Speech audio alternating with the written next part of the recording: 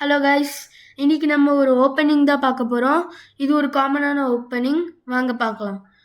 So இந்த game எப்படி start ஆகுதுன்னா E4ன்றது நம்ம எப்படி கேல்குலேட் பண்ணுறோன்னா ரேங்கையும் காலமையும் வச்சு தான் கேல்குலேட் பண்ணுறோம். இங்கே பாருங்கள் E4.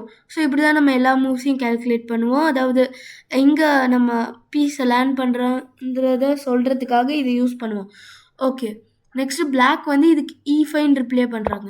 இந்த ரெண்டு மூவும் எதுக்கு விளையாடுறாங்கன்னா இந்த பான் வந்து சென்டரை கண்ட்ரோல் பண்ணுறதுக்காக தான் விளையாடிட்டு இருக்காங்க. இங்கேயும் இந்த பான் கண்ட்ரோல் பண்ணும், இங்கே வந்து இந்த பான் கண்ட்ரோல் பண்ணும்.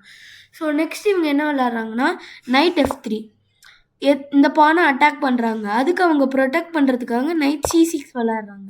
இப்போ நம்ம கேப்சர் பண்ணால் இவங்க கேப்சர் பண்ணிடுவாங்க. ஸோ அதனால் இவங்க நைட் C6 விளையாடுறாங்க. நெக்ஸ்ட்டு நம்ம பிஷப் B5 விளையாடுறோம். எதுக்குன்னா நம்ம கேஸ்லிங் பண்ண ரெடியாக இருக்கும். கேஸ்லிங்னா என்னதுன்னா கிங் வந்து இங்கே வந்துடும், ரூக் வந்து இங்கே வந்துடும். இது எதுக்குன்னா கிங்கோட ப்ரொடெக்ஷனுக்காக. ஸோ இவங்க வந்து A6 ஆடுறாங்க. எதுக்குன்னா இந்த பிஷப்பை அட்டாக் பண்ணுறாங்க இங்கே. ஸோ நம்ம பிஷப்பை A4க்கு எடுத்துகிட்டு போகிறோம் பின்னாடி. ஸோ நெக்ஸ்ட்டு அவங்க என்ன விளாட்றாங்கன்னா நைட் F6 விளாட்றாங்க. இது எதுக்குன்னா அவங்க நெக்ஸ்ட் மூவ் வந்து பிஷப்பை வெளில எடுத்துகிட்டு வந்துட்டு கேன்சல் பண்ணுறது தான் அவங்களோட மூவ். நம்ம இப்போ கேன்சலிங் பண்ணுறோம், நமக்கு ப்ரொடெக்ஷன். நெக்ஸ்ட் அவங்க என்ன விளாட்றாங்கன்னா B5 விளாட்றாங்க. எதுக்குன்னா பிஷப்பை இங்கே அட்டாக் பண்ணுறாங்க.